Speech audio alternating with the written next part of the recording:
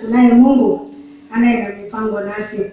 I want us to go back to my topic, and today we are going to talk about prospering during trials, ama kuendelea wakati wa majaribu. Sijui wewe unapitia yapi, lakini ninakuhakikisha Mungu yuko nawe. Ningetaka kwanza nizungumze kidogo juu ya whatever we are facing today as a country. First, we are passing through this corona epidemic, and not even corona, there are so many problems we are facing. I don't know at your home what you are facing. You know yourself, God knows, and He is on our side. We are facing many challenges due to COVID-19 epidemic. We have lost loved ones, maybe some of us, or outside there. Sick people in hospitals. Some have lost job. School are closed. Our children are at home. They are not even coming to church. These are some trials or challenges we are going through. At such a times, we may lose hope. We may have fear. We may hear many voices telling us what we should do.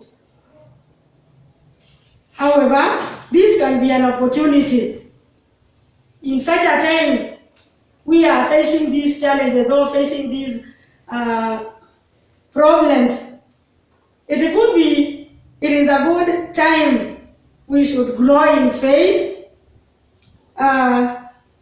to get closer to God, to mature and serve God faithfully, to grow as a family, church, and community. In all this we are going through, there is something that the Lord is speaking to us. This is a good time. We should grow in our homes. We should have fellowship. We should come together. We should embrace this time, for God is on our side. And when I was preparing to speak about prosper, this is what I came through, and I want to take this word from the Bible in the book of Deuteronomy, chapter 6, verse 24.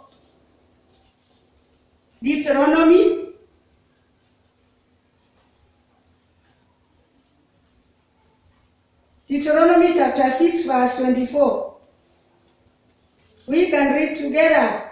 The Lord commanded us to obey all these decrees and to fear the Lord our God, so that we might always prosper and kept alive, as in the case today. If we want to do better, if we want to be blessed, we should listen to the voice of God. We should listen what the word of God is telling us.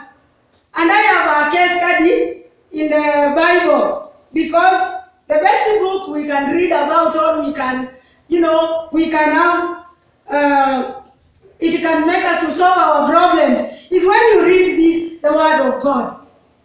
It is sharp, it can go through, it can teach us, it can bring us back, it can make us not to fear. And there are these people of Israel. When they were in captivity, they had been taken captive to Babylon. They were going through difficult times away from their homes. They were receiving messages from false prophets.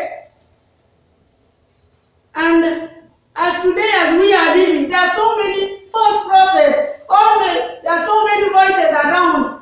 Sijui wewe unakaa na nani?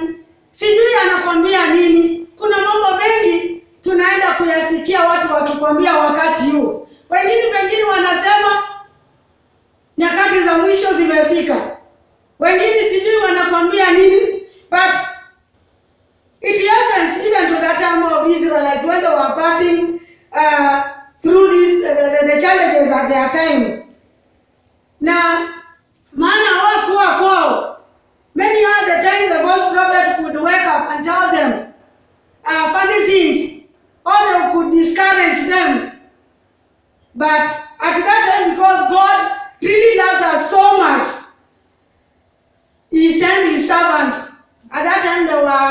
in captivity. And this is what God told Jeremiah. He told Jeremiah to write a letter to his people. And this is what the word of God is now teaching us. And this is the time now the Lord is writing even a letter to us, because he cares for us, because he understands what we are going through. Yes, the time is difficult. People are losing lives. People are in hospitals. Many have lost their job. Hata wengine mishahara imekatwa. Lakini does it mean we should sit down, start crying, or start doing things which are funny? We can see some people, because they don't believe or they don't follow the word of God.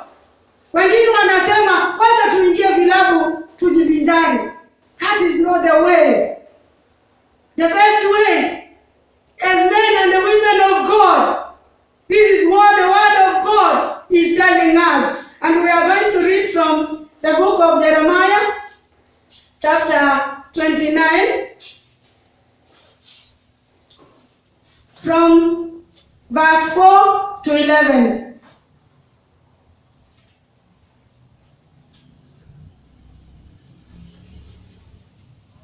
And I would start reading. This is what the Lord Almighty, the God of Israel, said to all those I carried into exile from Jerusalem to Babylon. Build houses and settle down. Plant gardens and eat what they produce. Marry and have sons and daughters. Find wives for your sons and give your daughters in marriage, so that they too may have sons and daughters. Increase in number there, do not decrease. Also, seek the peace and prosperity of the city to which I have carried you into exile. Pray to the Lord for it, because if it prospers, you too prosper. Verse 8. Yes, this is what the Lord Almighty, the God of Israel, says. Do not let the prophets and diviners among you deceive you. Do not listen to the dreams you encourage them to have. They are prophesying lies to you in my name. I have not sent them, declares the Lord. Verse 10. This is what the Lord says. When 70 years are completed for Babylon, I will come to you and fulfill my gracious promise to bring you back to this place. Verse 11, and is the verse I will reach there. For I know the plans I have for you, declares the Lord. Plans to prosper you and not to harm you. Plans to give you hope and a future. Let us pray. Baba, katika jina la Yesu Kristo, ninalitukuza na kuliinua jina lako. Ninasema ni asante kwa ajili ya muda kama huu. Asante kwa kuleta watu wako nyumbani mwako. Asante kwa neno lako ambao sasa liko mbele yetu. Ninaomba ukanitumie. Mimi ni chombo tu kidhaifu. Bwana, ninaomba ukatume Roho Mtakatifu ili akapate kutuliza mioyo yetu, ili tukapate kulisikia neno lako unavyonenda kunena wakati kama huu. Asante kwa kuwa unatujali. Asante kwa kuwa tuko katika mawazo yako. Asante kwa kuwa utaenda kukaa nasi hadi mwisho. Ni katika jina la Yesu Kristo tunaomba na tunaamini. Amen. These are good words of the Lord. And I know everybody really loves this verse of Jeremiah 29:11. And when I was reading this word of God, as we have read with you, you can see at such a time, the children of Israel, they were not in their home where they used to stay and have freedom to do what they are supposed to do. They were in a different, they were in exile. And in exile, things are not good. You cannot do what you want. As for today, things are not good. You cannot travel the way we used to travel. You cannot go where you used to go. We cannot have the good times we could have. Things are really bad. But this is what the good Lord is telling us through the letter that he has written through his servant Jeremiah. He is telling these people, as you read from verse 4 to 6, to settle down. Even today, he is telling us, let us settle down. Don't panic. Relax. Have a positive mind and focus on positive things. You know, when you settle down and when you relax, you can even hear the voice of the Lord. You can do marvelous. You can think, now what next? Yes, I don't have work. No, yes, I used to have salary, but now I don't. But you know, many times, wakati ukiwa mgumu kama huu, watu wengine kama ni wanaume, maana wamezoea kuwa kule Nairobi ama makazini, wakifika kwa nyumba sasa hakuna kitu, wanaanza furugu. No. It doesn't go like that way. Mungu anasema, let us settle down. I know where you are. This is not your home place. But settle down. Everywhere you are, I am there. Bwana Yesu asifiwe. Whatever you are passing through, I am with you. So, let us have positive mind and focus positively. Adjust to situations. And when you adjust, in fact, you can do many things. Maybe from now, I want you to start now from now, and maybe 5 years to come, because God is going to keep us. You will look behind and say, surely the Lord was with me. If at all you listen to what the word of God is telling you. This is a time when you adjust, you can start now planning. Now what next? I'm not working. I have a small shamba there. Can you do a bit of farming? In fact, this time it has made me to start farming in my small place there. Nimepanda sukuma. Ukikuja kwangu, nitakukatia sukuma kama kama uko na unga. And this is Corona time. We need to have big mind. Think big and you think live. You know, when you think positive, things are going to work. And as you start everything, sit down. Talk to God. Ask God. Now things are not good. What can I do? And I know He is a good and a faithful God. He will direct you. Young men, you are here. You are not in school. Start thinking about your future. Go back into your rooms. Maybe you are in school. This is a good time you can study. This is a good time you can venture to so many things because you have the direction of the Lord. If you adjust to this situation, you can grow. You can grow in faith. Because at home now, we have now tuko na nafasi sasa. Kwa sababu tuko nyumbani. Si tuanze kusoma, si tuanze fellowship in our homes. Si tuanze Bible studies as a family.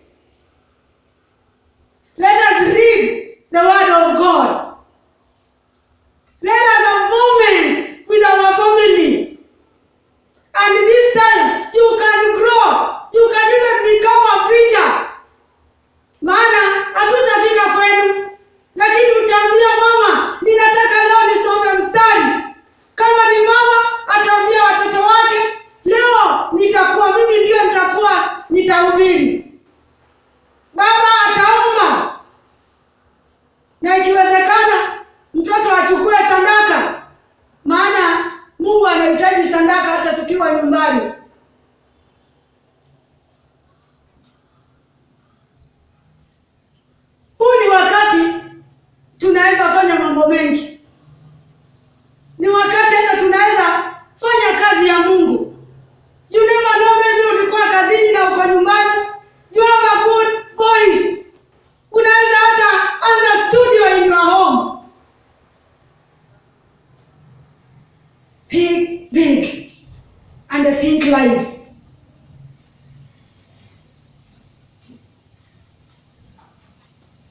Number 2, if you are writing something. My number 2 from the scripture we have read, from verse 7. The Lord is saying, also seek the peace and the prosperity of the city to which I have carried you into exile. Pray to the Lord for it, because if it prospers, you too, you will prosper. It's an opportunity to do good to your community. This is a good time. This is an opportunity. You can do well. You can pray for your neighbors, for that sick person you know, for that neighbor who lost his job. This is the time. If you have something, you can be an overload to somebody who is facing a challenge. If you want to prosper, if you want to be blessed, if you want to live and have good times in this world, this is a good time the Lord has given us, that we can do marvelous in the area we are living. Maybe you are asking me, how can I be overwhelmed? Yes, that person you know, that sick neighbor you know, you can pray for him. Maybe there's a family you know, someone lost a job. You can reach that family. You can text, encourage those people. You can send your little something to them.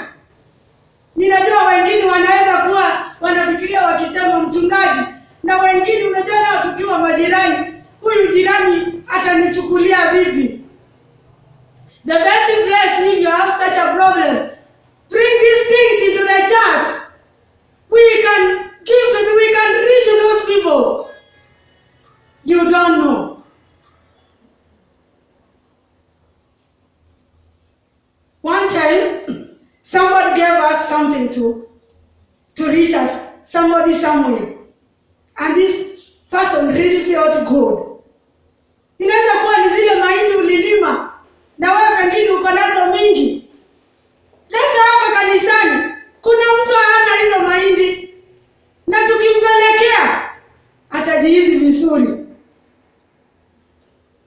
Maybe you have some extra money. Just bring to us.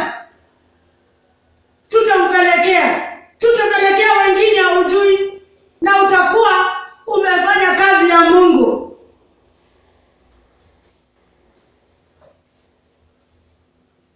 If you want to prosper in this time of challenges, partner with God's servants. Watumishi wa Mungu wanahitaji pesa zenu, ili tunapotoka tukienda mahali kuomba, tutakunywa chai kwa njia, na utakuwa umetenda kazi ya Mungu. Utakuwa umepeleka injili pamoja nasi. Wapendwa, sio wakati wa kukaa chini, ni wakati wetu wa kufanya kazi. Ni wakati wetu wa kufanya kazi, kwa sababu Mungu wako nasi. The third thing from the verse 8 to 9. Be careful about the voice you listen. If you read back Jeremiah 28, you will read at your own time. There was a prophet called Ananiah. Ananiah used to go to the Israel while they are in the captivity, and he used to tell them, with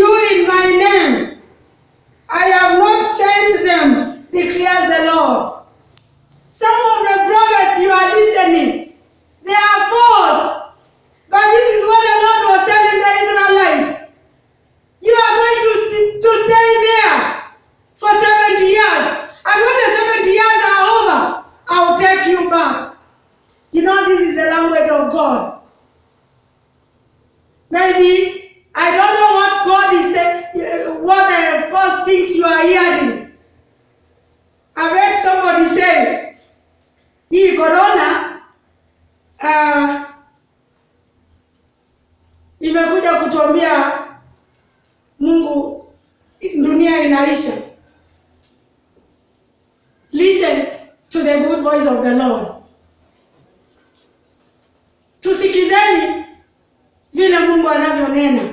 Anania alikuwa anawaandaa na kuwaambia, within 2 years you are going back. But that was not what the Lord had said. He said after 70 years. I don't know what the Lord is saying about the time we are going to stay in corona. But His time is the best. Tukani tukijua hata tukikaa kwa muda gani corona itaenda kuisha. Let us settle down.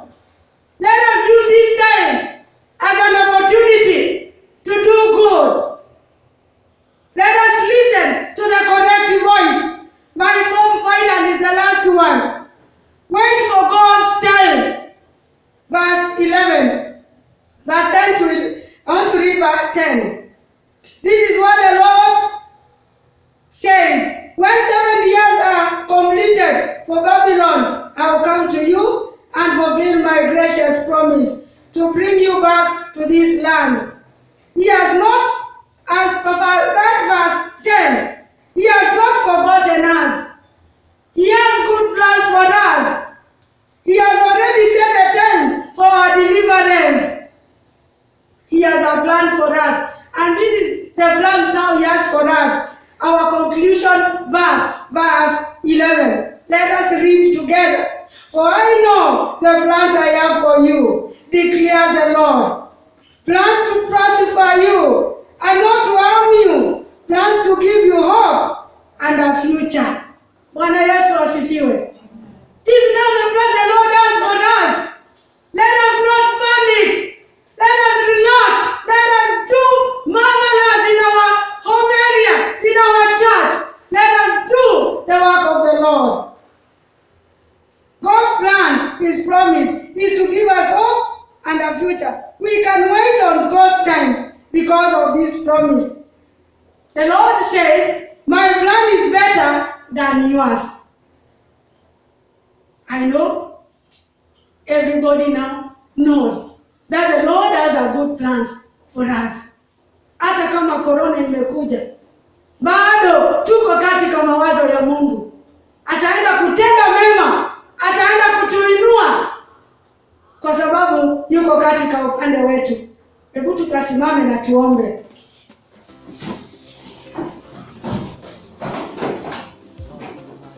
Baba, ninakushukuru kwa maana umekuwa nasi.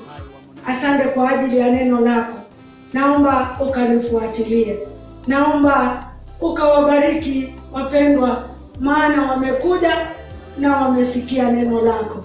Asante kwa kuwa wewe ni Mungu. Bila wewe hatuwezi chochote. Tamalaki, nenda na kila mpendwa na jitwalie sifa katika maisha yetu. Asante kwa kunitumia. Asante kwa kila mpango wote wa siku ya leo. Tunakuabudu, tunaliinua na kulisifu jina lako. Ni katika jina la Yesu Kristo tunaomba na tunaamini. Amen.